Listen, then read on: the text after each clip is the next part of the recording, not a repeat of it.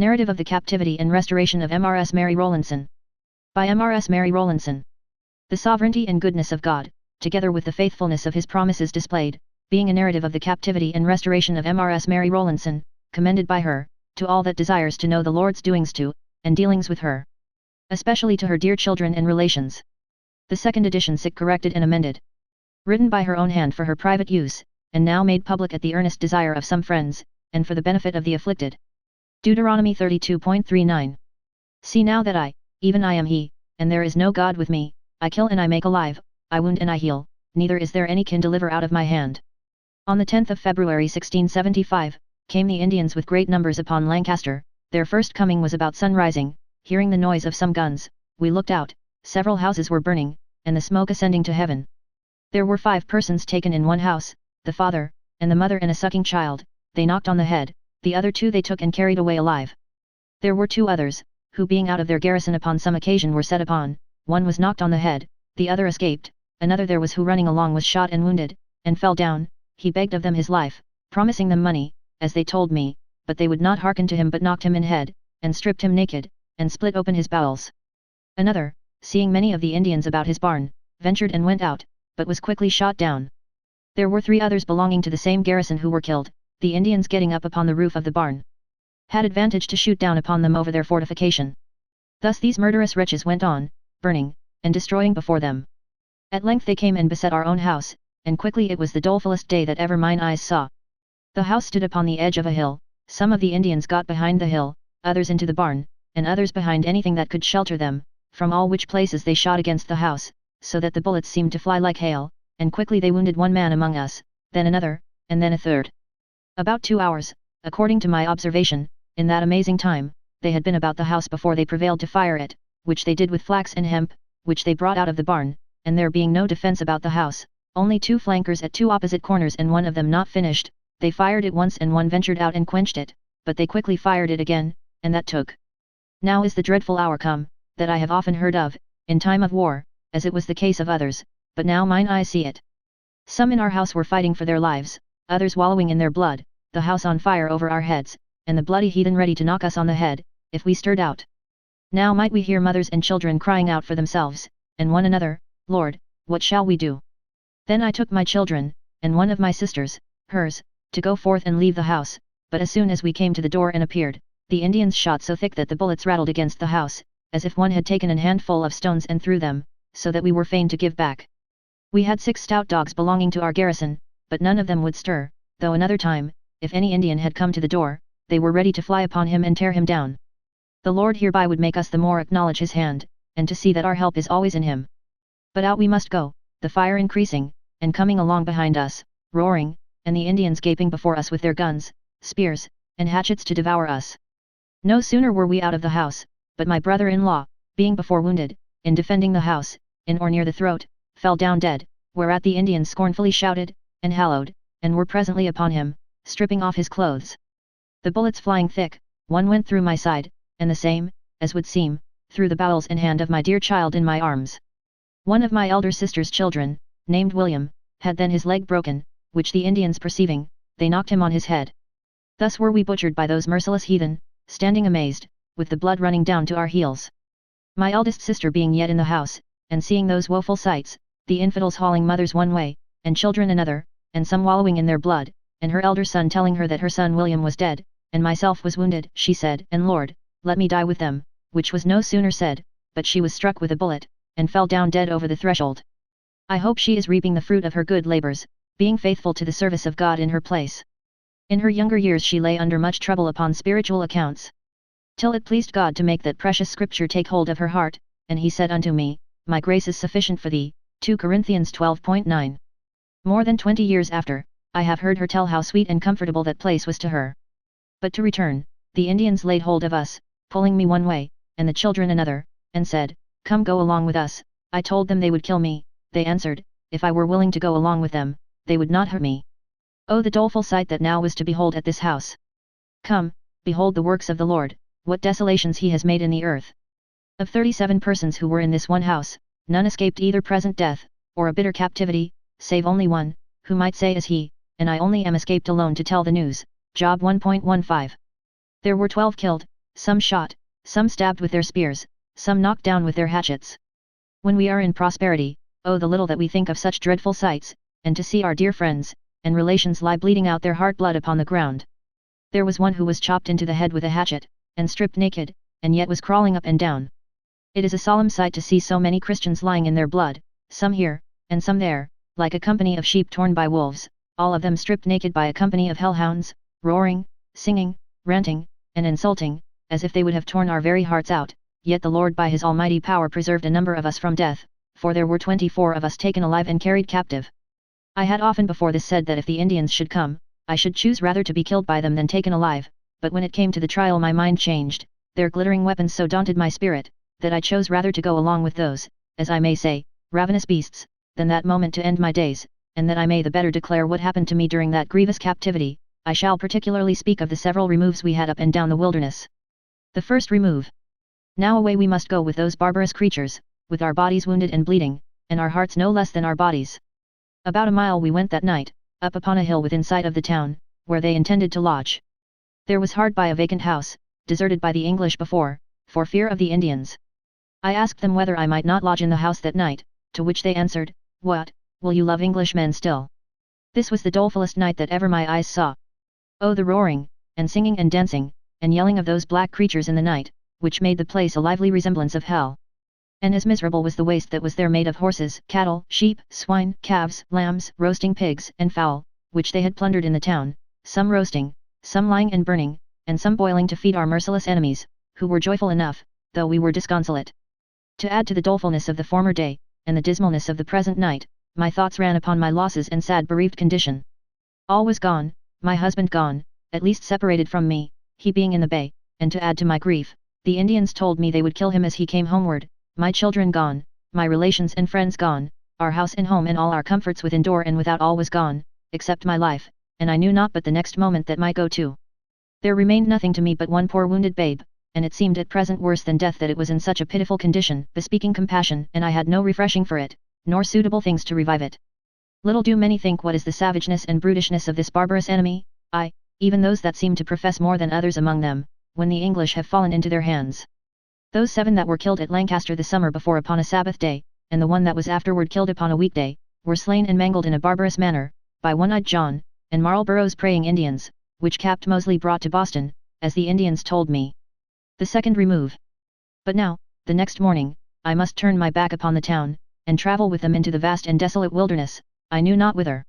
It is not my tongue, or pen, can express the sorrows of my heart, and bitterness of my spirit that I had at this departure, but God was with me in a wonderful manner, carrying me along, and bearing up my spirit, that it did not quite fail. One of the Indians carried my poor wounded babe upon a horse, it went moaning all along, "I shall die, I shall die." I went on foot after it, with sorrow that cannot be expressed. At length I took it off the horse, and carried it in my arms till my strength failed, and I fell down with it. Then they set me upon a horse with my wounded child in my lap, and there being no furniture upon the horse's back, as we were going down a steep hill we both fell over the horse's head, at which they, like inhumane creatures, laughed, and rejoiced to see it, though I thought we should there have ended our days, as overcome with so many difficulties. But the Lord renewed my strength still, and carried me along, that I might see more of his power, yet, so much that I could never have thought of, had I not experienced it. After this it quickly began to snow, and when night came on, they stopped, and now down I must sit in the snow, by a little fire, and a few boughs behind me, with my sick child in my lap, and calling much for water, being now, through the wound, fallen into a violent fever. My own wound also growing so stiff that I could scarce sit down or rise up, yet so it must be, that I must sit all this cold winter night upon the cold snowy ground, with my sick child in my arms, looking that every hour would be the last of its life, and having no Christian friend near me, either to comfort or help me. Oh, I may see the wonderful power of God, that my spirit did not utterly sink under my affliction, still the Lord upheld me with his gracious and merciful spirit, and we were both alive to see the light of the next morning. The third remove. The morning being come, they prepared to go on their way. One of the Indians got up upon a horse, and they set me up behind him, with my poor sick babe in my lap. A very wearisome and tedious day I had of it, what with my own wound, and my child's being so exceeding sick, and in a lamentable condition with her wound. It may be easily judged what a poor feeble condition we were in, there being not the least crumb of refreshing that came within either of our mouths from Wednesday night to Saturday night, except only a little cold water. This day in the afternoon, about an hour by sun, we came to the place where they intended, viz. an Indian town, called Wennemeset, northward of Quabog. When we were come, oh the number of pagans, now merciless enemies, that there came about me, that I may say as David, I had fainted, unless I had believed, etc. Psalm 27.13. The next day was the Sabbath. I then remembered how careless I had been of God's holy time. How many Sabbaths I had lost and misspent, and how evilly I had walked in God's sight, which lay so close unto my spirit, that it was easy for me to see how righteous it was with God to cut off the thread of my life and cast me out of his presence forever. Yet the Lord still showed mercy to me, and upheld me, and as he wounded me with one hand, so he healed me with the other. This day there came to me one Robert Pepper, a man belonging to Roxbury, who was taken in Captain Beers's fight, and had been now a considerable time with the Indians, and up with them almost as far as Albany, to see King Philip, as he told me, and was now very lately come into these parts. Hearing, I say, that I was in this Indian town, he obtained leave to come and see me.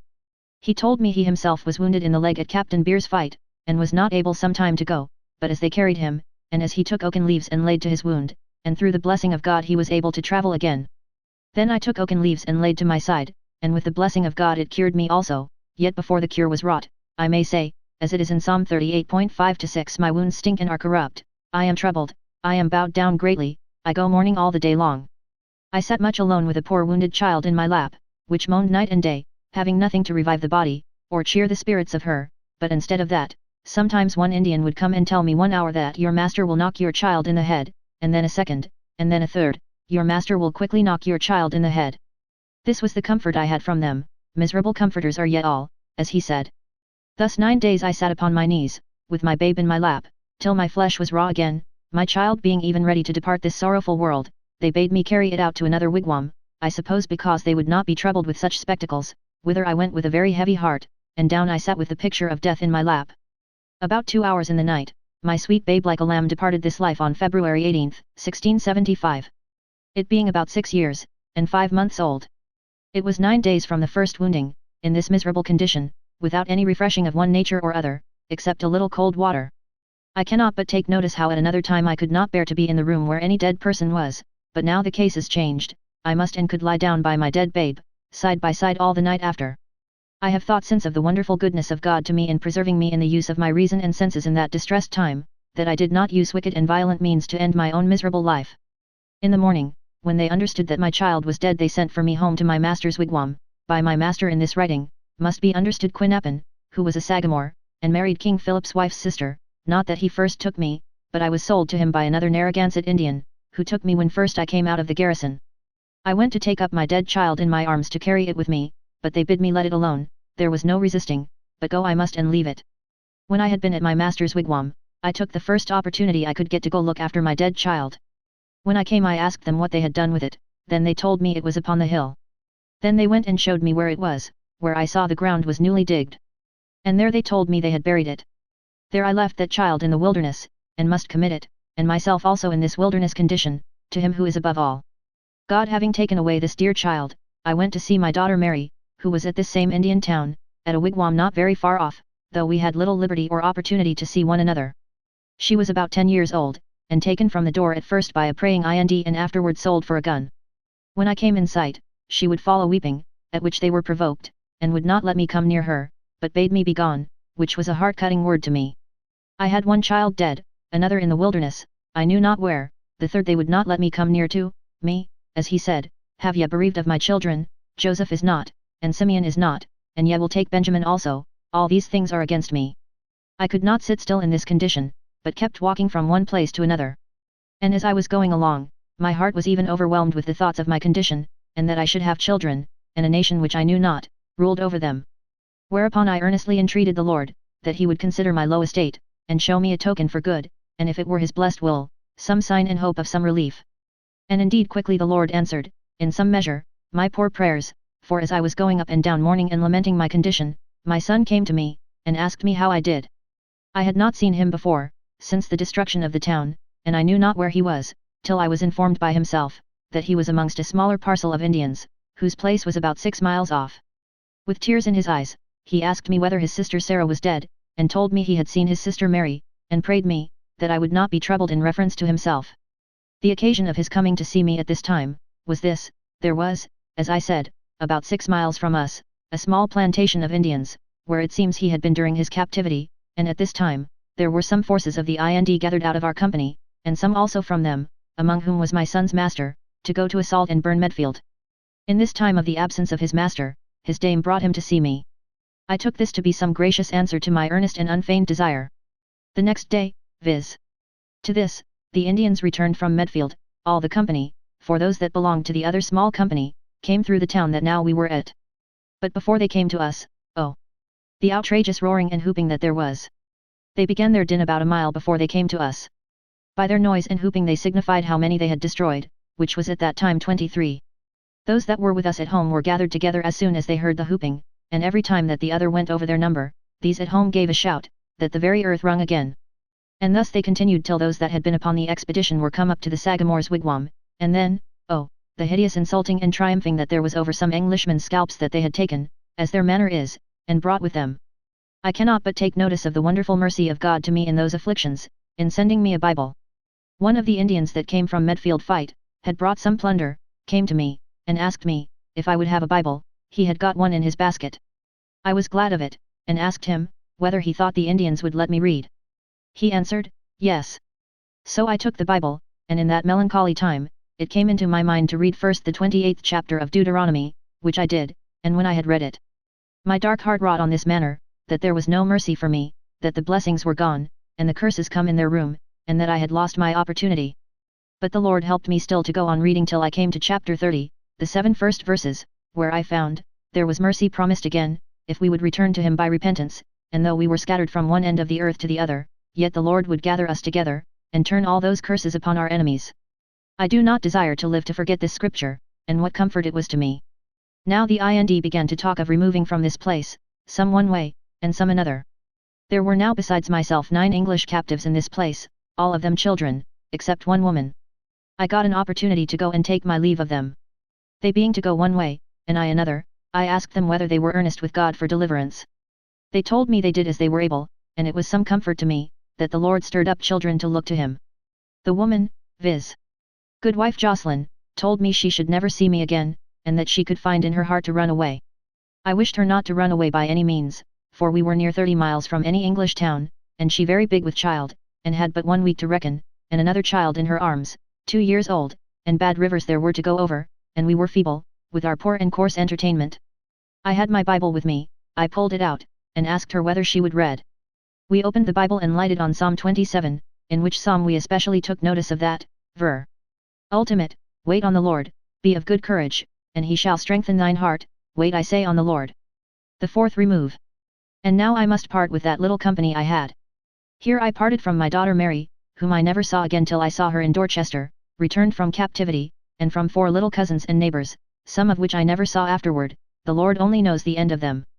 Amongst them also was that poor woman before mentioned, who came to a sad end, as some of the company told me in my travel, she having much grief upon her spirit about her miserable condition, being so near her time, she would be often asking the Indians to let her go home, they not being willing to that, and yet vexed with her importunity, gathered a great company together about her and stripped her naked, and set her in the midst of them, and when they had sung and danced about her, in their hellish manner, as long as they pleased they knocked her on head, and the child in her arms with her. When they had done that they made a fire and put them both into it. And told the other children that were with them that if they attempted to go home, they would serve them in like manner. The children said she did not shed one tear, but prayed all the while. But to return to my own journey, we travelled about half a day or little more, and came to a desolate place in the wilderness, where there were no wigwams or inhabitants before. We came about the middle of the afternoon to this place, cold and wet and snowy and hungry, and weary, and no refreshing for man but the cold ground to sit on, and our poor Indian cheer. Heart-aching thoughts here I had about my poor children, who were scattered up and down among the wild beasts of the forest.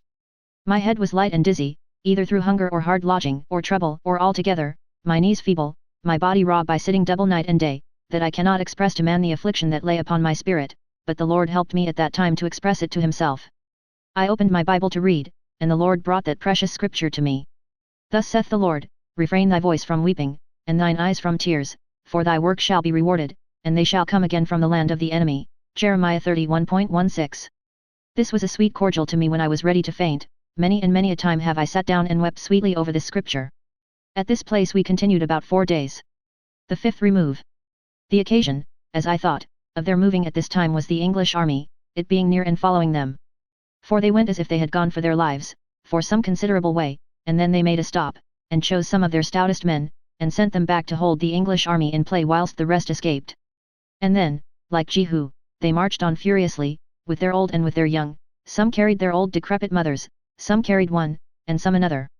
4 of them carried a great Indian upon a bier, but going through a thick wood with him, they were hindered, and could make no haste, whereupon they took him upon their backs, and carried him, one at a time, till they came to Bunkog River. Upon a Friday, a little afternoon, we came to this river. When all the company was come up, and were gathered together, I thought to count the number of them, but they were so many, and being somewhat in motion, it was beyond my skill. In this travel, because of my wound, I was somewhat favoured in my load. I carried only my knitting work and 2 quarts of parched meal. Being very faint, I asked my mistress to give me 1 spoonful of the meal, but she would not give me a taste.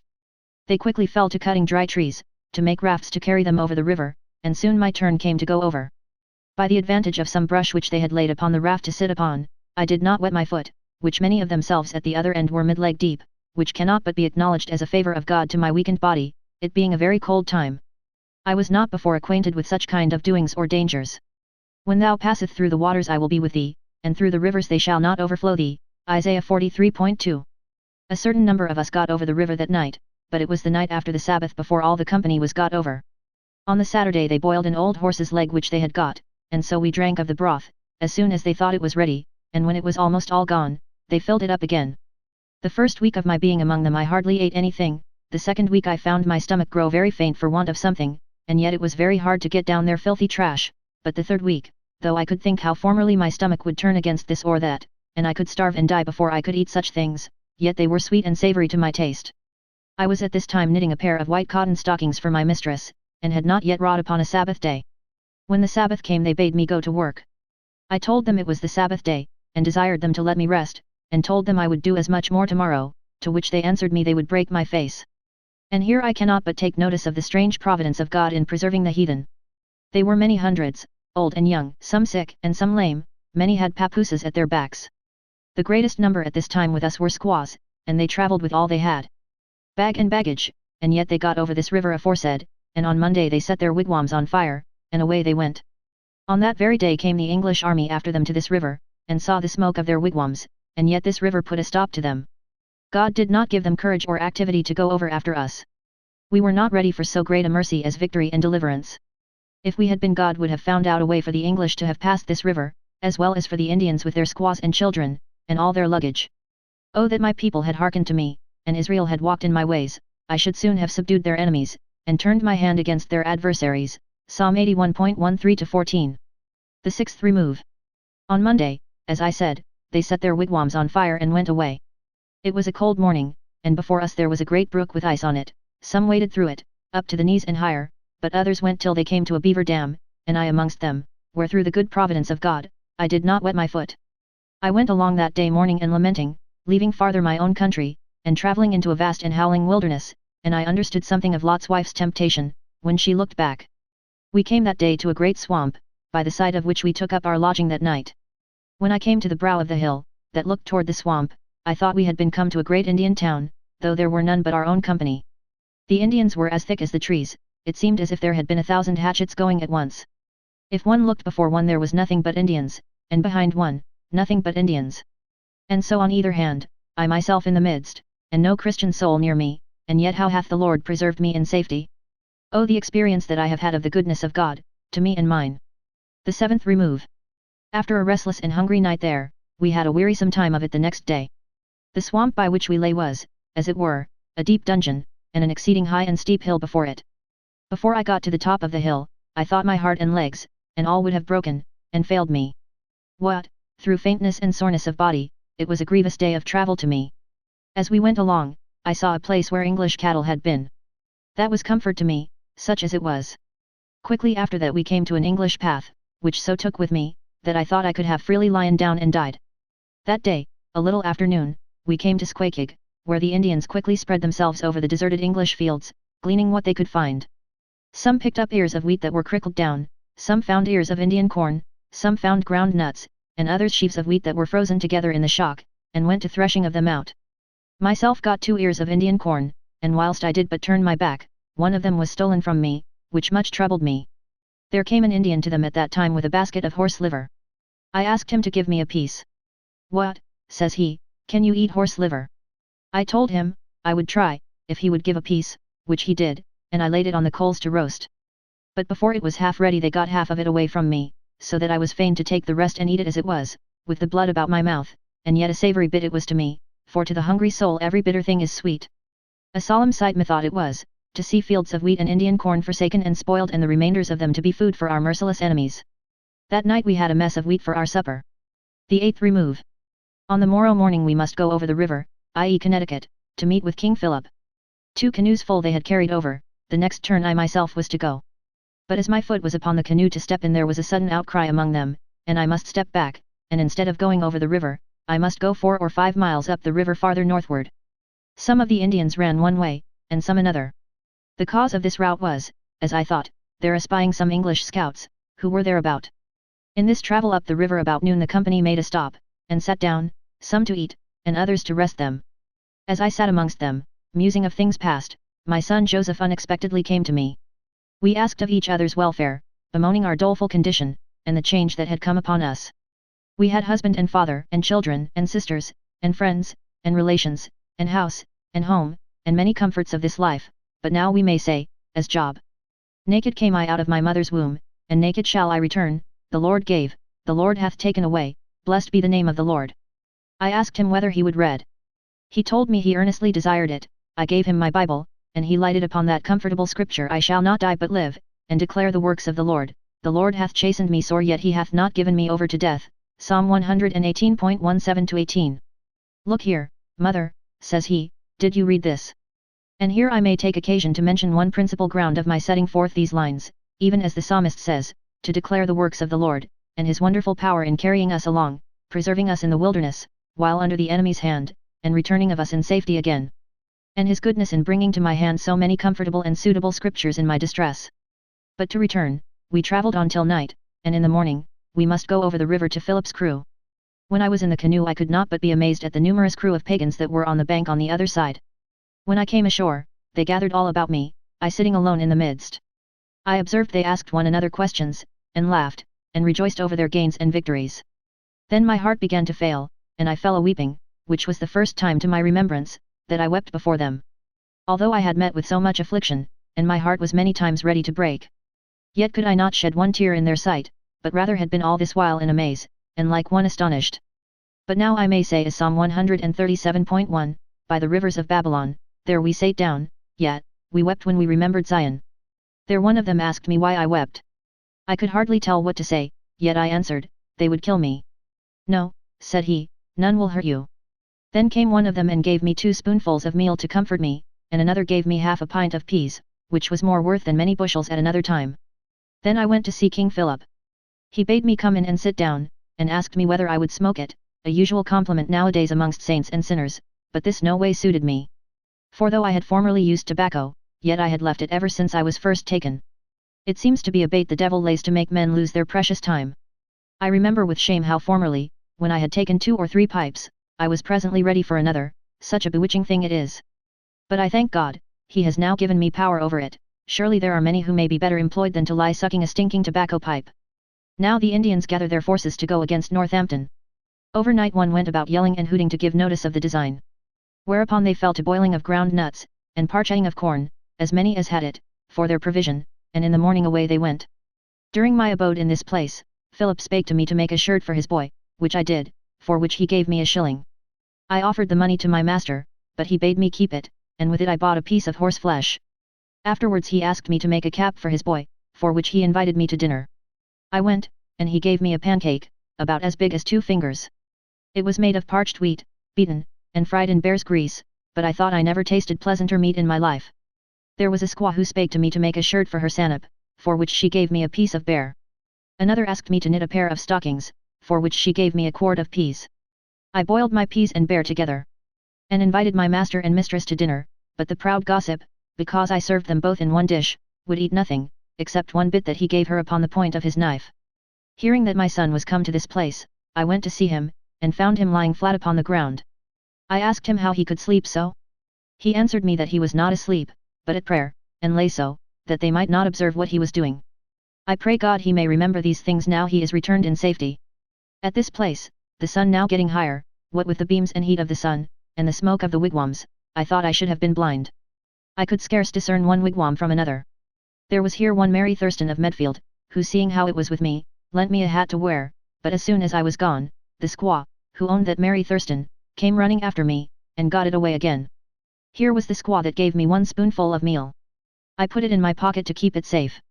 Yet notwithstanding, somebody stole it, but put 5 Indian corns in the room of it, which corns were the greatest provisions I had in my travel for one day.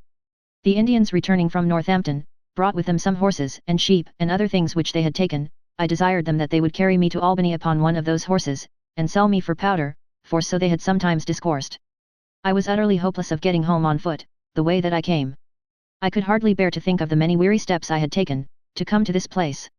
The 9th remove. But instead of going either to Albany or homeward, we must go 5 miles up the river, and then go over it. Here we abode a while. Here lived a sorry Indian, who spoke to me to make him a shirt. When I had done it, he would pay me nothing. But he living by the riverside, where I often went to fetch water, I would often be putting of him in mind, and calling for my pay. At last he told me if I would make another shirt, for a papoose not yet born, he would give me a knife, which he did when I had done it. I carried the knife in, and my master asked me to give it him, and I was not a little glad that I had anything that they would accept of, and be pleased with. When we were at this place, my master's maid came home. She had been gone 3 weeks into the Narragansett country to fetch corn, where they had stored up some in the ground. She brought home about a peck and half of corn. This was about the time that their great captain, Nonanto, was killed in the Narragansett country. My son being now about a mile from me, I asked liberty to go and see him. They bade me go, and away I went, but quickly lost myself, travelling over hills and through swamps, and could not find the way to him. And I cannot but admire at the wonderful power and goodness of God to me, in that, though I was gone from home, and met with all sorts of Indians, and those I had no knowledge of, and there being no Christian soul near me, yet not one of them offered the least imaginable miscarriage to me. I turned homeward again, and met with my master. He showed me the way to my son. When I came to him I found him not well, and withal he had a boil on his side, which much troubled him. We bemoaned one another a while, as the Lord helped us, and then I returned again. When I was returned, I found myself as unsatisfied as I was before. I went up and down mourning and lamenting, and my spirit was ready to sink with the thoughts of my poor children. My son was ill, and I could not but think of his mournful looks. And no Christian friend was near him, to do any office of love for him, either for soul or body. And my poor girl, I knew not where she was, nor whether she was sick, or well, or alive, or dead. I repaired under these thoughts to my Bible, my great comfort in that time, and that scripture came to my hand, "Cast thy burden upon the Lord, and he shall sustain thee," Psalm 55.22. But I was fain to go and look after something to satisfy my hunger, and going among the wigwams, I went into one and there found a squaw who showed herself very kind to me, and gave me a piece of bear. I put it into my pocket, and came home, but could not find an opportunity to broil it, for fear they would get it from me, and there it lay all that day and night in my stinking pocket. In the morning I went to the same squaw, who had a kettle of ground nuts boiling. I asked her to let me boil my piece of bear in her kettle, which she did, and gave me some ground nuts to eat with it, and I cannot but think how pleasant it was to me. I have sometimes seen bear baked very handsomely among the English, and some like it, but the thought that it was bear made me tremble. But now that was savoury to me that one would think was enough to turn the stomach of a brute creature. One bitter cold day I could find no room to sit down before the fire. I went out, and could not tell what to do, but I went into another wigwam, where they were also sitting round the fire, but the squaw laid a skin for me, and bid me sit down, and gave me some ground nuts, and bade me come again, and told me they would buy me, if they were able, and yet these were strangers to me that I never saw before. The 10th remove. That day a small part of the company removed about 3/4 of a mile, intending further the next day. When they came to the place where they intended to lodge, and had pitched their wigwams, being hungry, I went again back to the place we were before at, to get something to eat, being encouraged by the squaw's kindness, who bade me come again. When I was there came an Indian to look after me, who when he had found me, kicked me all along. I went home and found venison roasting that night, but they would not give me one bit of it. Sometimes I met with favour, and sometimes with nothing but frowns. The 11th remove. The next day in the morning they took their travel, intending a day's journey up the river. I took my load at my back, and quickly we came to wade over the river, and passed over tiresome and wearisome hills. One hill was so steep that I was fain to creep up upon my knees, and to hold by the twigs and bushes to keep myself from falling backward. My head also was so light that I usually reeled as I went, but I hope all these wearisome steps that I have taken, are but a forewarning to me of the heavenly rest. I know, O Lord, that thy judgments are right, and that thou in faithfulness hast afflicted me. Psalm 119.75. The 12th remove. It was upon a Sabbath day morning, that they prepared for their travel. This morning I asked my master whether he would sell me to my husband. He answered me nux, which did much rejoice my spirit. My mistress, before we went, was gone to the burial of a papoose, and returning, she found me sitting and reading in my Bible. She snatched it hastily out of my hand, and threw it out of doors. I ran out and catched it up, and put it into my pocket, and never let her see it afterward. Then they packed up their things to be gone, and gave me my load. I complained it was too heavy, whereupon she gave me a slap in the face, and bade me go. I lifted up my heart to God, hoping the redemption was not far off, and the rather because their insolency grew worse and worse.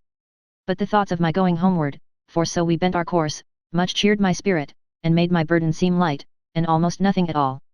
But, to my amazement and great perplexity, the scale was soon turned, for when we had gone a little way, on a sudden my mistress gives out. She would go no further, but turned back again, and said I must go back again with her, and she called her Sanap, and would have had him gone back also, but he would not, but said he would go on, and come to us again in 3 days.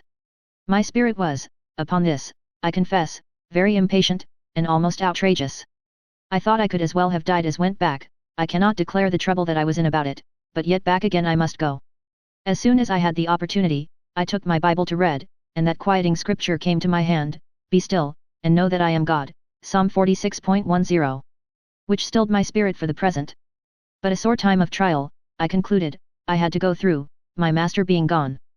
Who seemed to me the best friend that I had of an Indian, both in cold and hunger, and quickly so it proved.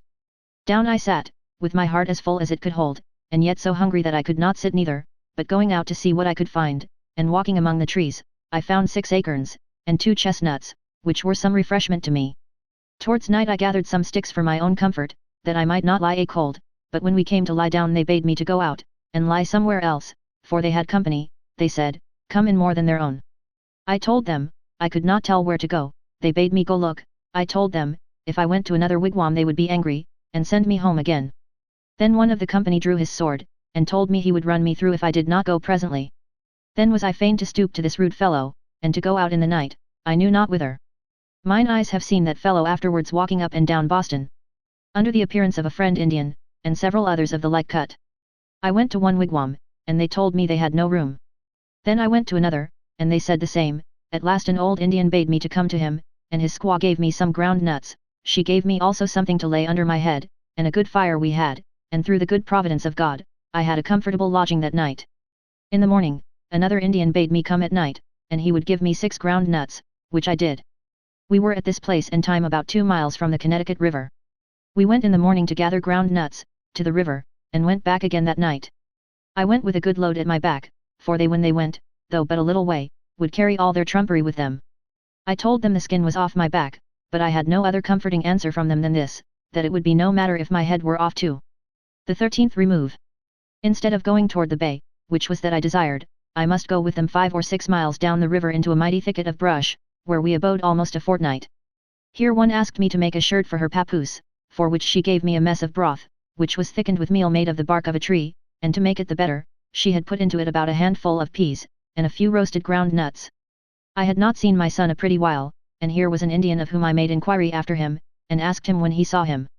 He answered me that such a time his master roasted him, and that himself did eat a piece of him, as big as his 2 fingers, and that he was very good meat.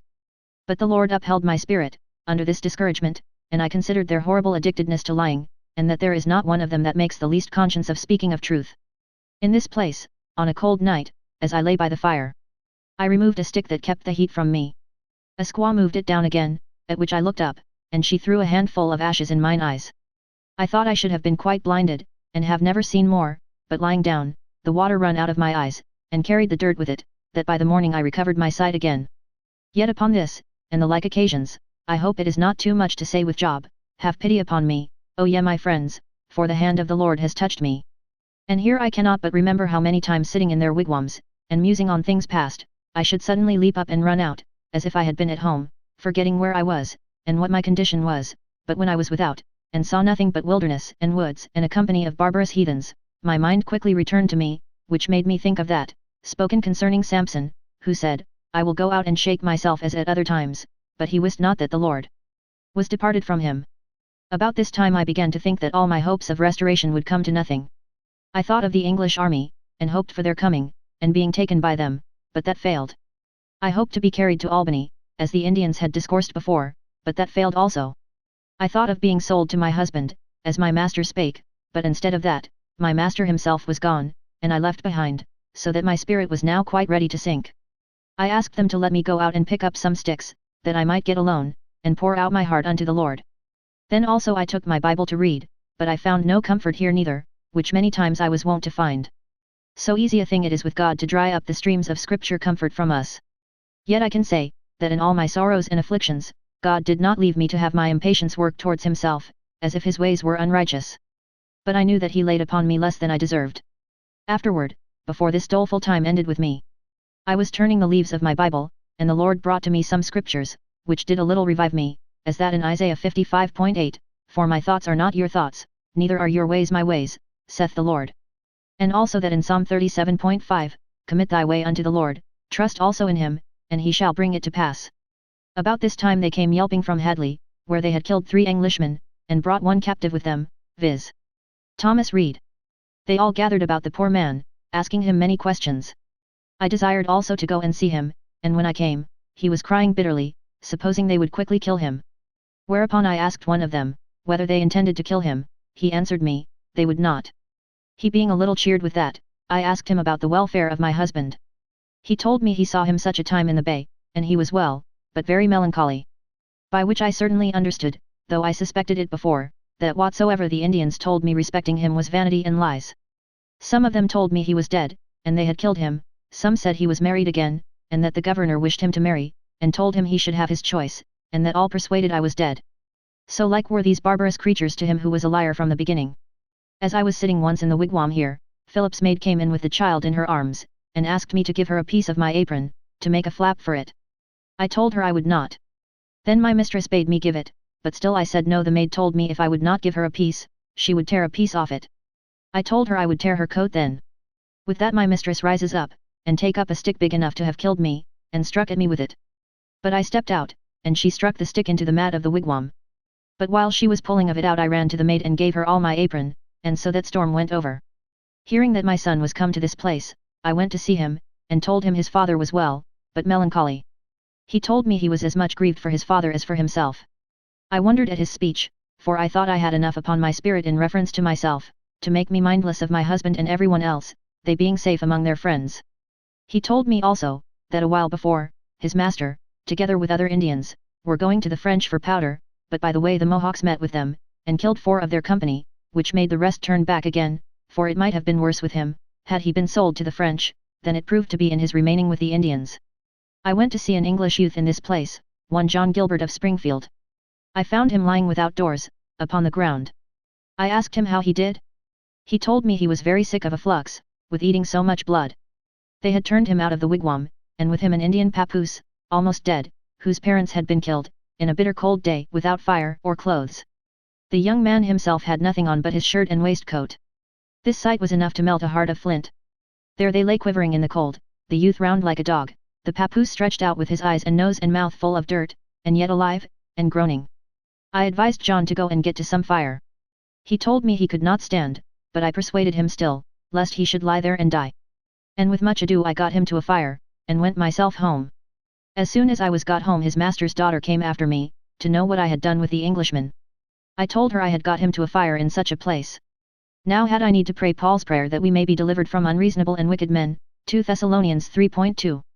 For her satisfaction I went along with her, and brought her to him, but before I got home again it was noised about that I was running away and getting the English youth, along with me, that as soon as I came in they began to rant and domineer, asking me where I had been, and what I had been doing. And saying they would knock him on the head. I told them I had been seeing the English youth, and that I would not run away. They told me I lied, and taking up a hatchet, they came to me, and said they would knock me down if I stirred out again, and so confined me to the wigwam.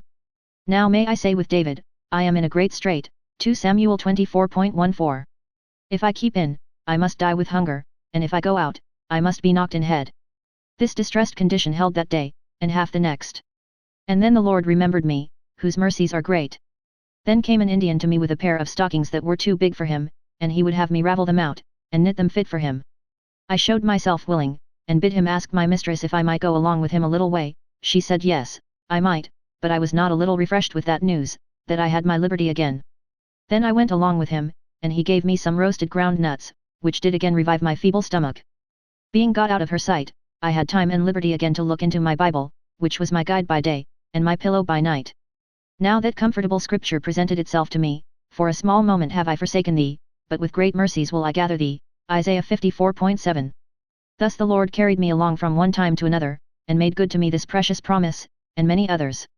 Then my son came to see me, and I asked his master to let him stay a while with me, that I might comb his head, and look over him, for he was almost overcome with lice.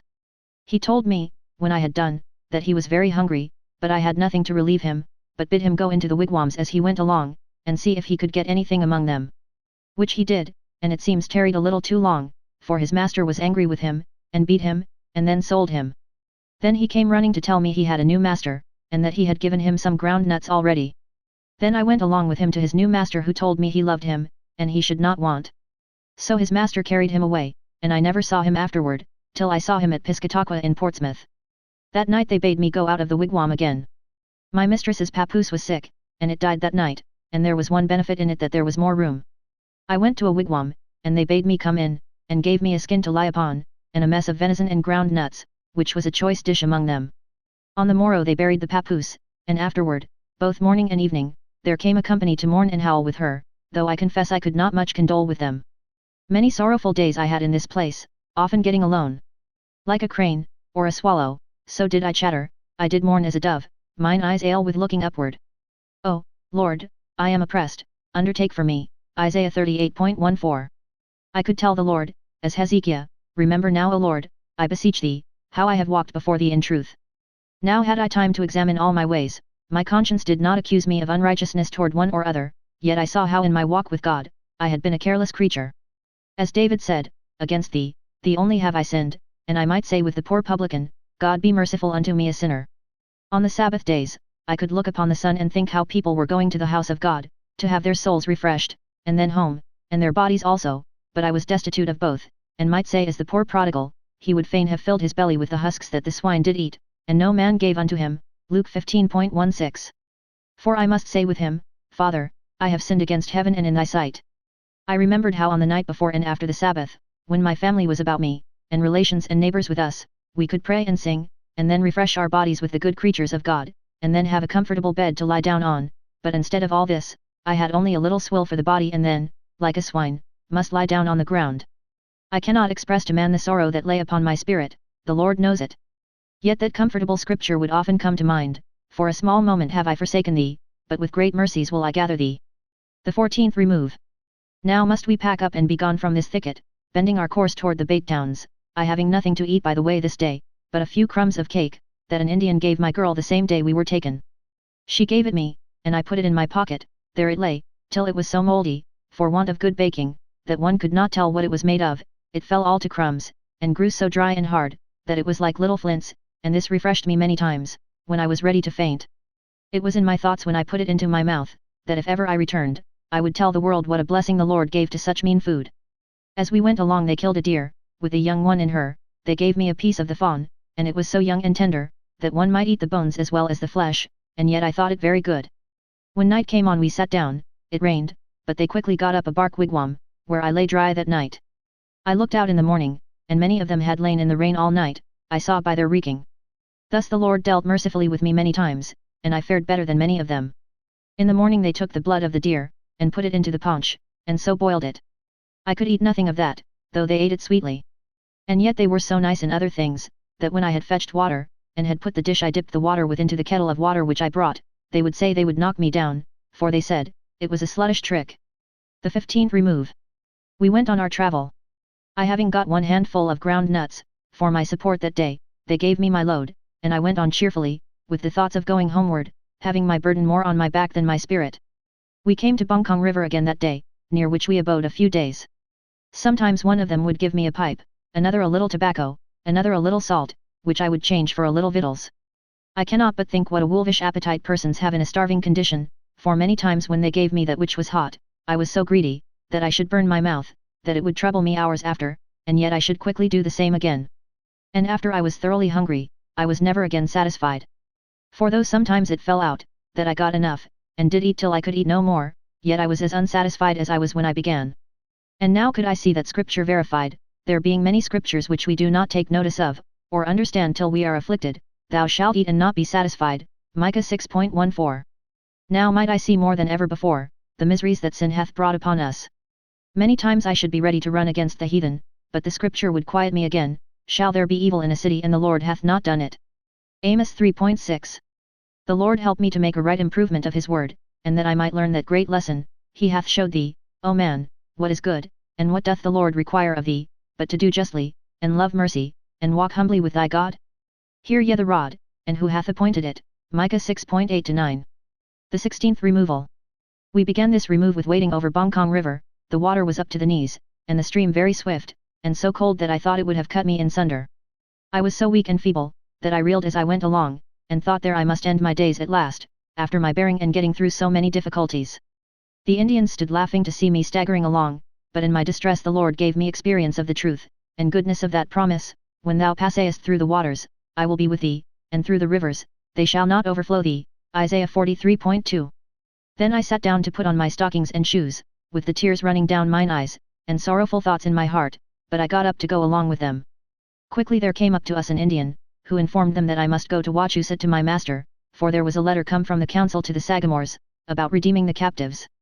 And that there would be another in 14 days, and that I must be there ready. My heart was so heavy before that I could scarce speak or go in the path, and yet now so light, that I could run. My strength seemed to come again, and recruit my feeble knees, and aching heart. Yet it pleased them to go but 1 mile that night, and there we stayed 2 days. In that time came a company of Indians to us, near 30, all on horseback. My heart skipped within me, thinking they had been Englishmen at the first sight of them, for they were dressed in English apparel, with hats, white neckcloths, and sashes about their waists, and ribbons upon their shoulders, but when they came near, there was a vast difference between the lovely faces of Christians, and foul looks of those heathens, which much damped my spirit again. The 17th remove. A comfortable remove it was to me, because of my hopes. They gave me a pack, and along we went cheerfully, but quickly my will proved more than my strength, having little or no refreshing, my strength failed me, and my spirits were almost quite gone. Now may I say with David, I am poor and needy, and my heart is wounded within me. I am gone like the shadow when it declineth, I am tossed up and down like the locust, my knees are weak through fasting, and my flesh faileth of fatness. Psalm 119.22-24. At night we came to an Indian town, and the Indians sat down by a wigwam discoursing, but I was almost spent, and could scarce speak. I laid down my load, and went into the wigwam, and there sat an Indian boiling of horses' feet, they being wont to eat the flesh first, and when the feet were old and dried, and they had nothing else, they would cut off the feet and use them. I asked him to give me a little of his broth, or water they were boiling in, he took a dish, and gave me 1 spoonful of samp, and bid me take as much of the broth as I would. Then I put some of the hot water to the samp, and drank it up, and my spirit came again. He gave me also a piece of the rough or ridding of the small guts, and I broiled it on the coals, and now may I say with Jonathan, see, I pray you, how mine eyes have been enlightened, because I tasted a little of this honey, 1 Samuel 14.29. Now is my spirit revived again, though means be never so inconsiderable, yet if the Lord bestow his blessing upon them, they shall refresh both soul and body. The 18th remove. We took up our packs and along we went, but a wearisome day I had of it. As we went along I saw an Englishman stripped naked, and lying dead upon the ground, but knew not who it was. Then we came to another Indian town, where we stayed all night. In this town there were 4 English children, captives, and one of them my own sisters. I went to see how she did, and she was well, considering her captive condition. I would have tarried that night with her, but they that owned her would not suffer it. Then I went into another wigwam, where they were boiling corn and beans, which was a lovely sight to see, but I could not get a taste thereof. Then I went to another wigwam, where there were 2 of the English children, the squaw was boiling horses' feet, then she cut me off a little piece, and gave one of the English children a piece also. Being very hungry I had quickly eat up mine, but the child could not bite it, it was so tough and sinewy, but lay sucking, gnawing, chewing and slabbering of it in the mouth and hand. Then I took it of the child, and eat it myself, and savoury it was to my taste. Then I may say as Job 6.7, the things that my soul refused to touch are as my sorrowful meat. Thus the Lord made that pleasant refreshing, which another time would have been an abomination. Then I went home to my mistress's wigwam, and they told me I disgraced my master with begging, and if I did so any more, they would knock me in the head. I told them, they had as good knock me in head as starve me to death. The 19th remove. They said, when we went out, that we must travel to Wachusett this day. But a bitter weary day I had of it, traveling now 3 days together, without resting any day between. At last, after many weary steps, I saw Wachusett hills, but many miles off. Then we came to a great swamp, through which we travelled, up to the knees in mud and water, which was heavy going to one tired before. Being almost spent, I thought I should have sunk down at last, and never got out, but I may say, as in Psalm 94.18, when my foot slipped, Thy mercy, O Lord, held me up. Going along, having indeed my life, but little spirit, Philip, who was in the company, came up and took me by the hand, and said, 2 weeks more and you shall be mistress again. I asked him, if he spake true? He answered, Yes, and quickly you shall come to your master again, who had been gone from us 3 weeks. After many weary steps we came to Wachusett, where he was, and glad I was to see him. He asked me, when I washed me. I told him not this month. Then he fetched me some water himself, and bid me wash, and gave me the glass to see how I looked, and bid his squaw give me something to eat. So she gave me a mess of beans and meat, and a little ground nut cake. I was wonderfully revived with this favour showed me, he made them also to be pitied of all those that carried them captives, Psalm 106.46. My master had 3 squaws, living sometimes with one, and sometimes with another one, this old squaw, at whose wigwam I was, and with whom my master had been those 3 weeks. Another was Wadamore Weedamoo with whom I had lived and served all this while. A severe and proud dame she was, bestowing every day in dressing herself neat as much time as any of the gentry of the land, powdering her hair, and painting her face, going with necklaces, with jewels in her ears, and bracelets upon her hands. When she had dressed herself, her work was to make girdles of wampum and beads. The third squaw was a younger one, by whom he had 2 papooses. By the time I was refreshed by the old squaw, with whom my master was, Weedamoo's maid came to call me home, at which I fell a-weeping. Then the old squaw told me, to encourage me, that if I wanted victuals, I should come to her, and that I should lie there in her wigwam. Then I went with the maid, and quickly came again and lodged there. The squaw laid a mat under me, and a good rug over me, the first time I had any such kindness showed me. I understood that Weedamoo thought that if she should let me go and serve with the old squaw, she would be in danger to lose not only my service, but the redemption pay also. And I was not a little glad to hear this, being by it raised in my hopes, that in God's due time there would be an end of this sorrowful hour. Then came an Indian, and asked me to knit him 3 pair of stockings, for which I had a hat, and a silk handkerchief. Then another asked me to make her a shift, for which she gave me an apron. Then came Tom and Peter, with the second letter from the council, about the captives.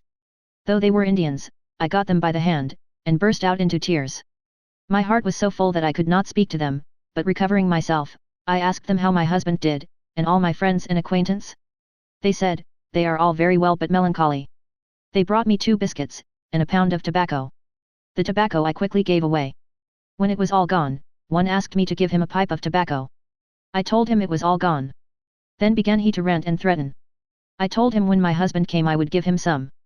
Hang him rogue, says he, I will knock out his brains, if he comes here.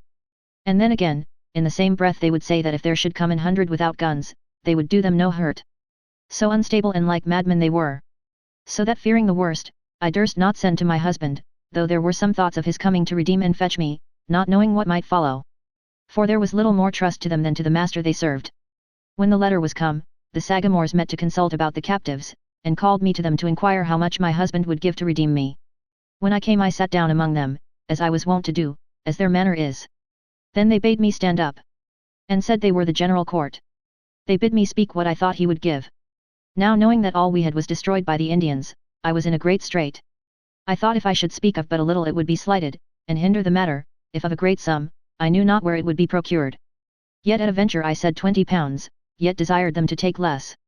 But they would not hear of that, but sent that message to Boston, that for 20 pounds I should be redeemed.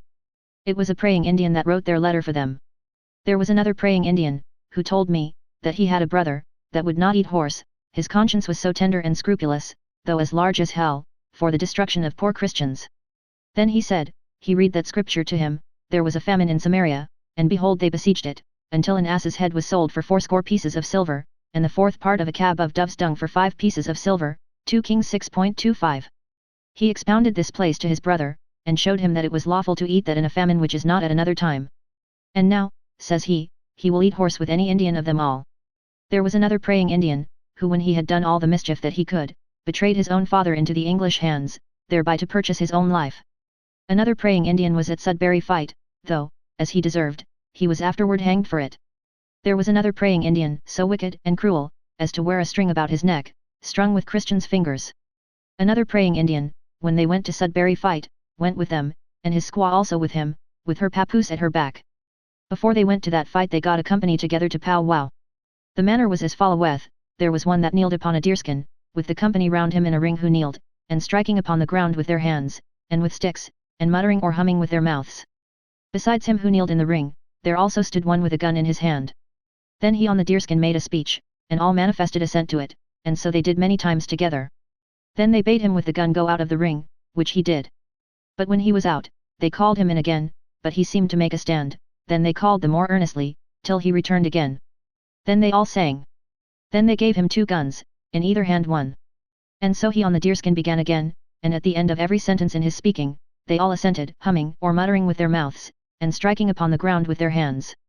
Then they bade him with the 2 guns go out of the ring again, which he did, a little way. Then they called him in again, but he made a stand, so they called him with greater earnestness, but he stood reeling and wavering as if he knew not whither he should stand or fall, or which way to go. Then they called him with exceeding great vehemency, all of them, one and another. After a little while he turned in, staggering as he went, with his arms stretched out, in either hand a gun. As soon as he came in they all sang and rejoiced exceedingly a while. And then he upon the deerskin, made another speech unto which they all assented in a rejoicing manner. And so they ended their business, and forthwith went to Sudbury fight. To my thinking they went without any scruple, but that they should prosper, and gain the victory. And they went out not so rejoicing, but they came home with as great a victory. For they said they had killed 2 captains and almost 100 men. One Englishman they brought along with them, and he said, it was too true, for they had made sad work at Sudbury, as indeed it proved. Yet they came home without that rejoicing and triumphing over their victory which they were wont to show at other times, but rather like dogs, as they say, which have lost their ears. Yet I could not perceive that it was for their own loss of men. They said they had not lost above 5 or 6, and I missed none, except in one wigwam. When they went, they acted as if the devil had told them that they should gain the victory, and now they acted as if the devil had told them they should have a fall. Whether it were so or no, I cannot tell, but so it proved, for quickly they began to fall, and so held on that summer, till they came to utter ruin. They came home on a Sabbath day, and the powwow that kneeled upon the deerskin came home, I may say, without abuse, as black as the devil. When my master came home, he came to me and bid me make a shirt for his papoose, of a holland laced pillow bear. About that time there came an Indian to me and bid me come to his wigwam at night, and he would give me some pork and ground nuts. Which I did, and as I was eating, another Indian said to me, he seems to be your good friend, but he killed 2 Englishmen at Sudbury, and there lie their clothes behind you. I looked behind me, and there I saw bloody clothes, with bullet holes in them. Yet the Lord suffered not this wretch to do me any hurt. Yet, instead of that, he many times refreshed me, 5 or 6 times did he and his squaw refresh my feeble carcass. If I went to their wigwam at any time, they would always give me something, and yet they were strangers that I never saw before. Another squaw gave me a piece of fresh pork, and a little salt with it, and lent me her pan to fry it in, and I cannot but remember what a sweet, pleasant, and delightful relish that bit had to me, to this day. So little do we prize common mercies when we have them to the full. The 20th remove. It was their usual manner to remove, when they had done any mischief, lest they should be found out, and so they did at this time. We went about 3 or 4 miles, and there they built a great wigwam, big enough to hold 100 Indians, which they did in preparation to a great day of dancing. They would say now amongst themselves, that the governor would be so angry for his loss at Sudbury, that he would send no more about the captives, which made me grieve and tremble. My sister being not far from the place where we now were, and hearing that I was here, desired her master to let her come and see me, and he was willing to it, and would go with her, but she being ready before him, told him she would go before, and was come within a mile or 2 of the place. Then he overtook her, and began to rant as if he had been mad, and made her go back again in the rain, so that I never saw her till I saw her in Charlestown. But the Lord requited many of their ill doings. For this Indian her master, was hanged afterward at Boston. The Indians now began to come from all quarters, against their merry dancing day. Among some of them came one good wife Kettle. I told her my heart was so heavy that it was ready to break. So is mine too, said she, but yet said, I hope we shall hear some good news shortly. I could hear how earnestly my sister desired to see me, and I as earnestly desired to see her, and yet neither of us could get an opportunity. My daughter was also now about a mile off, and I had not seen her in 9 or 10 weeks, as I had not seen my sister since our first taking. I earnestly desired them to let me go and see them, yet, I entreated, begged, and persuaded them, but to let me see my daughter, and yet so hard-hearted were they, that they would not suffer it. They made use of their tyrannical power whilst they had it, but through the Lord's wonderful mercy, their time was now but short. On a Sabbath day, the sun being about an hour high in the afternoon, came Mr. John Hoare, the council permitting him, and his own forward spirit inclining him, together with the two forementioned Indians, Tom and Peter, with their third letter from the council. When they came near, I was abroad. Though I saw them not, they presently called me in, and bade me sit down and not stir. Then they catched up their guns, and away they ran, as if an enemy had been at hand, and the guns went off apace. I manifested some great trouble, and they asked me what was the matter? I told them I thought they had killed the Englishman, for they had in the meantime informed me that an Englishman was come. They said, no, they shot over his horse and under and before his horse, and they pushed him this way and that way, at their pleasure, showing what they could do. Then they let them come to their wigwams. I begged of them to let me see the Englishman, but they would not. But there was I fain to sit their pleasure. When they had talked their fill with him, they suffered me to go to him. We asked each other of our welfare, and how my husband did, and all my friends? He told me they were all well, and would be glad to see me. Amongst other things which my husband sent me, there came a pound of tobacco, which I sold for 9 shillings in money, for many of the Indians for want of tobacco smoked hemlock and ground ivy. It was a great mistake in any, who thought I sent for tobacco, for through the favour of God, that desire was overcome. I now asked them whether I should go home with Mr. Hoare? They answered no, one and another of them, and it being night, we lay down with that answer. In the morning Mr. Hoare invited the Sagamores to dinner, but when we went to get it ready we found that they had stolen the greatest part of the provision Mr. Hoare had brought, out of his bags, in the night. And we may see the wonderful power of God, in that one passage, in that when there was such a great number of the Indians together, and so greedy of a little good food, and no English there but Mr. Hoare and myself, that there they did not knock us in the head, and take what we had, there being not only some provision, but also trading cloth, a part of the 20 pounds agreed upon. But instead of doing us any mischief, they seemed to be ashamed of the fact, and said, it were some matchet Indian that did it. Oh, that we could believe that there is nothing too hard for God. God showed his power over the heathen in this, as he did over the hungry lions when Daniel was cast into the den. Mr. Hoare called them betime to dinner, but they ate very little, they being so busy in dressing themselves, and getting ready for their dance, which was carried on by 8 of them, 4 men and 4 squaws. My master and mistress being 2. He was dressed in his holland shirt, with great laces sewed at the tail of it, he had his silver buttons, his white stockings, his garters were hung round with shillings. And he had girdles of wampum upon his head and shoulders. She had a kersey coat, and covered with girdles of wampum from the loins upward. Her arms from her elbows to her hands were covered with bracelets, there were handfuls of necklaces about her neck, and several sorts of jewels in her ears. She had fine red stockings, and white shoes, her hair powdered and face painted red, that was always before black. And all the dancers were after the same manner. There were 2 others singing and knocking on a kettle for their music. They kept hopping up and down one after another, with a kettle of water in the midst, standing warm upon some embers, to drink of when they were dry. They held on till it was almost night, throwing out wampum to the standers by. At night I asked them again, if I should go home? They all as one said no, except my husband would come for me. When we were lain down, my master went out of the wigwam, and by sent in an Indian called James the printer, who told Mr. Hoare that my master would let me go home tomorrow, if he would let him have 1 pint of liquors. Then Mr. Hoare called his own Indians, Tom and Peter, and bid them go and see whether he would promise it before them 3, and if he would, he should have it, which he did, and he had it.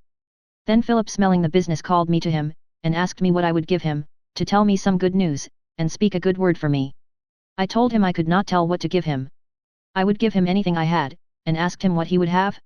He said 2 coats and 20 shillings in money, and half a bushel of seed corn, and some tobacco. I thanked him for his love, but I knew the good news as well as the crafty fox.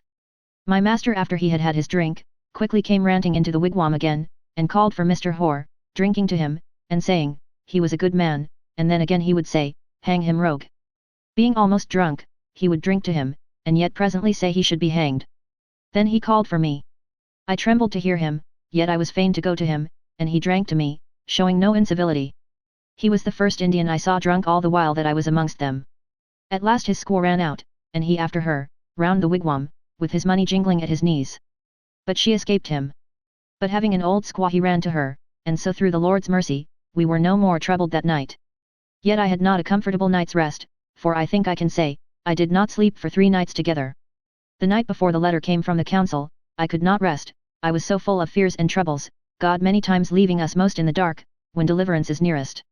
Yet, at this time I could not rest night nor day. The next night I was overjoyed, Mr. Hoare being come, and that with such good tidings. The third night I was even swallowed up with the thoughts of things, viz.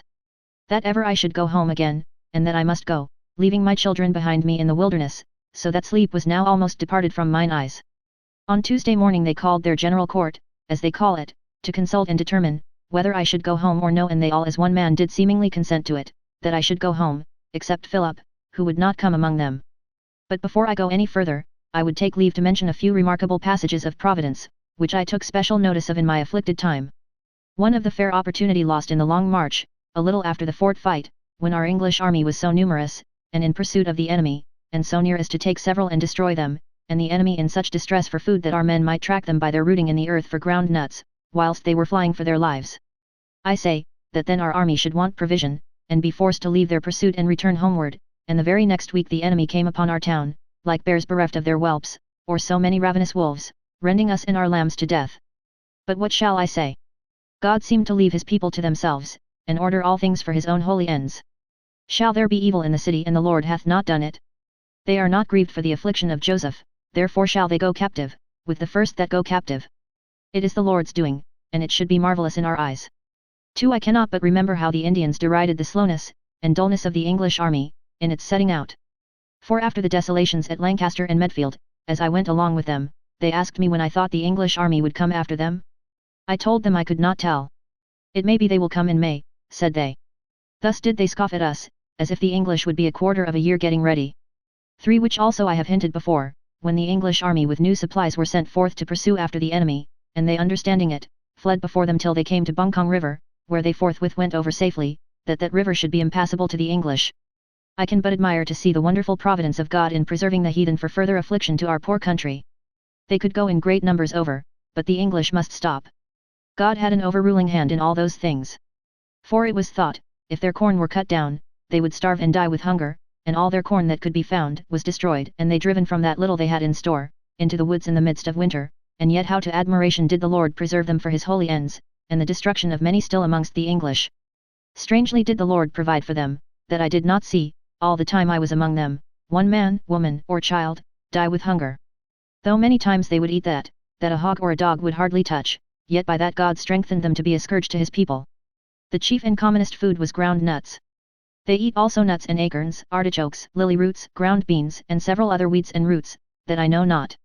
They would pick up old bones, and cut them to pieces at the joints, and if they were full of worms and maggots, they would scald them over the fire to make the vermin come out, and then boil them, and drink up the liquor, and then beat the great ends of them in a mortar, and so eat them. They would eat horses' guts and ears and all sorts of wild birds which they could catch, also bear, venison, beaver, tortoise, frogs, squirrels, dogs, skunks, rattlesnakes, yet, the very bark of trees, besides all sorts of creatures, and provision which they plundered from the English. I can but stand in admiration to see the wonderful power of God in providing for such a vast number of our enemies in the wilderness, where there was nothing to be seen, but from hand to mouth. Many times in a morning, the generality of them would eat up all they had, and yet have some further supply against they wanted. It is said, oh, that my people had hearkened to me, and Israel had walked in my ways. I should soon have subdued their enemies, and turned my hand against their adversaries. Psalm 81.13-14. But now our perverse and evil carriages in the sight of the Lord, have so offended him, that instead of turning his hand against them, the Lord feeds and nourishes them up to be a scourge to the whole land. 5. Another thing that I would observe is the strange providence of God, in turning things about when the Indians was at the highest, and the English at the lowest. I was with the enemy 11 weeks and 5 days, and not 1 week passed without the fury of the enemy, and some desolation by fire and sword upon one place or other. They mourned, with their black faces, for their own losses, yet triumphed and rejoiced in their inhumane, and many times devilish cruelty to the English. They would boast much of their victories, saying that in 2 hours' time they had destroyed such a captain and his company at such a place, and boast how many towns they had destroyed, and then scoff, and say they had done them a good turn to send them to heaven so soon. Again, they would say this summer that they would knock all the rogues in the head, or drive them into the sea, or make them fly the country, thinking surely, agag like, the bitterness of death is past. Now the heathen begins to think all is their own, and the poor Christians hopes to fail, as to man, and now their eyes are more to God, and their hearts sigh heavenward, and to say in good earnest, Help Lord, or we perish. When the Lord had brought his people to this, that they saw no help in anything but himself, then he takes the quarrel into his own hand, and though they had made a pit, in their own imaginations, as deep as hell for the Christians that summer, yet the Lord hurled themselves into it. And the Lord had not so many ways before to preserve them, but now he hath as many to destroy them. But to return again to my going home, where we may see a remarkable change of providence. At first they were all against it, except my husband would come for me, but afterwards they assented to it, and seemed much to rejoice in it. Some asked me to send them some bread, others some tobacco, others shaking me by the hand, offering me a hood and scarf to ride in, not one moving hand or tongue against it. Thus hath the Lord answered my poor desire, and the many earnest requests of others put up unto God for me. In my travels an Indian came to me and told me, if I were willing, he and his squaw would run away, and go home along with me. I told him no, I was not willing to run away, but desired to wait God's time, that I might go home quietly, and without fear. And now God hath granted me my desire. Oh, the wonderful power of God that I have seen, and the experience that I have had. I have been in the midst of those roaring lions, and savage bears, that feared neither God nor man nor the devil, by night and day. Alone and in company, sleeping all sorts together, and yet not one of them ever offered me the least abuse of unchastity to me, in word or action. Though some are ready to say I speak it for my own credit, but I speak it in the presence of God, and to his glory. God's power is as great now, and as sufficient to save, as when he preserved Daniel in the lion's den, or the 3 children in the fiery furnace. I may well say as his Psalm 107.12, Oh, give thanks unto the Lord, for he is good, for his mercy endureth forever. Let the redeemed of the Lord say so, whom he hath redeemed from the hand of the enemy, especially that I should come away in the midst of so many hundreds of enemies quietly and peaceably, and not a dog moving his tongue. So I took my leave of them, and in coming along my heart melted into tears, more than all the while I was with them, and I was almost swallowed up with the thoughts that ever I should go home again. About the sun going down, Mr. Hoare, and myself, and the 2 Indians came to Lancaster, and a solemn sight it was to me. There had I lived many comfortable years amongst my relations and neighbours, and now not one Christian to be seen, nor one house left standing. We went on to a farmhouse that was yet standing, where we lay all night, and a comfortable lodging we had, though nothing but straw to lie on. The Lord preserved us in safety that night, and raised us up again in the morning, and carried us along, that before noon, we came to Concord. Now was I full of joy, and yet not without sorrow. Joy to see such a lovely sight, so many Christians together, and some of them my neighbours. There I met with my brother, and my brother-in-law, who asked me, if I knew where his wife was? Poor heart! He had helped to bury her, and knew it not. She being shot down by the house was partly burnt, so that those who were at Boston at the desolation of the town, and came back afterward, and buried the dead, did not know her. Yet I was not without sorrow, to think how many were looking and longing, and my own children amongst the rest, to enjoy that deliverance that I had now received, and I did not know whether ever I should see them again. Being recruited with food and raiment we went to Boston that day, where I met with my dear husband, but the thoughts of our dear children, one being dead, and the other we could not tell where, abetted our comfort each to other. I was not before so much hemmed in with the merciless and cruel heathen, but now as much with pitiful, tender-hearted, and compassionate Christians. In that poor, and distressed, and beggarly condition I was received in, I was kindly entertained in several houses. So much love I received from several, some of whom I knew, and others I knew not, that I am not capable to declare it. But the Lord knows them all by name. The Lord reward them sevenfold into their bosoms of his spirituals, for their temporals.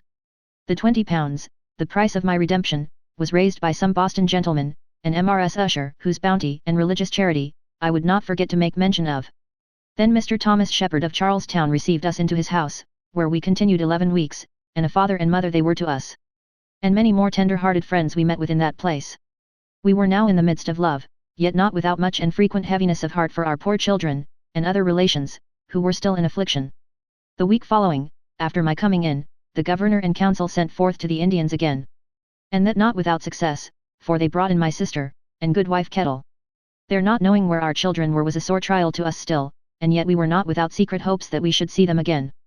That which was dead lay heavier upon my spirit, than those which were alive and amongst the heathen, thinking how it suffered with its wounds, and I was no way able to relieve it, and how it was buried by the heathen in the wilderness from among all Christians. We were hurried up and down in our thoughts, sometime we should hear a report that they were gone this way, and sometimes that, and that they were come in this place or that. We kept inquiring and listening to hear concerning them, but no certain news as yet. About this time the council had ordered a day of public thanksgiving. Though I thought I had still cause of mourning, and being unsettled in our minds, we thought we would ride toward the eastward, to see if we could hear anything concerning our children. And as we were riding along, God is the wise disposer of all things, between Ipswich and Rowley we met with Mr. William Hubbard, who told us that our son Joseph was come into Major Waldron's, and another with him, which was my sister's son. I asked him how he knew it. He said the Major himself told him so. So along we went till we came to Newbury, and their minister being absent, they desired my husband to preach the thanksgiving for them, but he was not willing to stay there that night, but would go over to Salisbury, to hear further, and come again in the morning, which he did, and preached there that day. At night, when he had done, one came and told him that his daughter was come in at Providence. Here was mercy on both hands.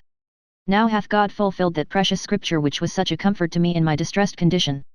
When my heart was ready to sink into the earth, my children being gone, I could not tell whither, and my knees trembling under me.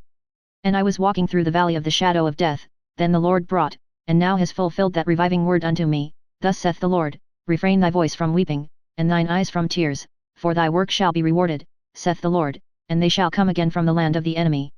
Now we were between them, the one on the east, and the other on the west. Our son being nearest, we went to him first, to Portsmouth, where we met with him, and with the Major also, who told us he had done what he could, but could not redeem him under £7, which the good people thereabouts were pleased to pay. The Lord reward the Major, and all the rest, though unknown to me, for their labour of love. My sister's son was redeemed for £4, which the council gave order for the payment of. Having now received one of our children, we hastened toward the other. Going back through Newbury, my husband preached there on the Sabbath day, for which they rewarded him manyfold. On Monday we came to Charlestown, where we heard that the governor of Rhode Island had sent over for our daughter, to take care of her, being now within his jurisdiction, which should not pass without our acknowledgments. But she being nearer Rehoboth than Rhode Island, Mr. Newman went over, and took care of her and brought her to his own house. And the goodness of God was admirable to us in our low estate, in that he raised up passionate friends on every side to us, when we had nothing to recompense any for their love. The Indians were now gone that way, that it was apprehended dangerous to go to her. But the carts which carried provision to the English army, being guarded, brought her with them to Dorchester, where we received her safe. Blessed be the Lord for it, for great is his power, and he can do whatsoever seemeth him good. Her coming in was after this manner: she was travelling one day with the Indians, with her basket at her back, the company of Indians were got before her, and gone out of sight. All except one squaw. She followed the squaw till night, and then both of them lay down, having nothing over them but the heavens and under them but the earth. Thus she travelled 3 days together, not knowing whither she was going, having nothing to eat or drink but water, and green hurtleberries. At last they came into Providence, where she was kindly entertained by several of that town. The Indians often said that I should never have her under £20. But now the Lord hath brought her in upon free cost, and given her to me the second time. The Lord make us a blessing indeed, each to others. Now have I seen that scripture also fulfilled: if any of thine be driven out to the outmost parts of heaven, from thence will the Lord thy God gather thee, and from thence will he fetch thee. And the Lord thy God will put all these curses upon thine enemies, and on them which hate thee, which persecuted thee. Deuteronomy 30.4-7. Thus hath the Lord brought me and mine out of that horrible pit, and hath set us in the midst of tender-hearted and compassionate Christians. It is the desire of my soul that we may walk worthy of the mercies received, and which we are receiving. Our family being now gathered together, those of us that were living, the South Church in Boston hired an house for us. Then we removed from Mr. Shepherd's, those cordial friends, and went to Boston, where we continued about 3/4 of a year. Still the Lord went along with us, and provided graciously for us. I thought it somewhat strange to set up housekeeping with bare walls, but as Solomon says, money answers all things, and that we had through the benevolence of Christian friends, some in this town, and some in that, and others, and some from England, that in a little time we might look, and see the house furnished with love. The Lord hath been exceeding good to us in our low estate, in that when we had neither house nor home, nor other necessaries, the Lord so moved the hearts of these and those towards us, that we wanted neither food, nor raiment for ourselves or ours. There is a friend which sticketh closer than a brother. Proverbs 18.24. And how many such friends have we found? And now living amongst? And truly such a friend have we found him to be unto us, in whose house we lived, viz. Mr. James Whitcomb, a friend unto us near hand, and afar off. I can remember the time when I used to sleep quietly without workings in my thoughts, whole nights together, but now it is other ways with me. When all are fast about me, and no eye open, but his whoever waketh, my thoughts are upon things past, upon the awful dispensation of the Lord towards us, upon his wonderful power and might, in carrying of us through so many difficulties, in returning us in safety, and suffering none to hurt us. I remember in the night season, how the other day I was in the midst of thousands of enemies, and nothing but death before me. It is then hard work to persuade myself, that ever I should be satisfied with bread again. But now we are fed with the finest of the wheat, and, as I may say, with honey out of the rock. Instead of the husk, we have the fatted calf. The thoughts of these things and the particulars of them, and of the love and goodness of God towards us, make it true of me, what David said of himself: I watered my couch with my tears. Psalm 6.6. Oh! The wonderful power of God that mine eyes have seen, affording matter enough for my thoughts to run in, that when others are sleeping mine eyes are weeping. I have seen the extreme vanity of this world, 1 hour I have been in health, and wealthy, wanting nothing.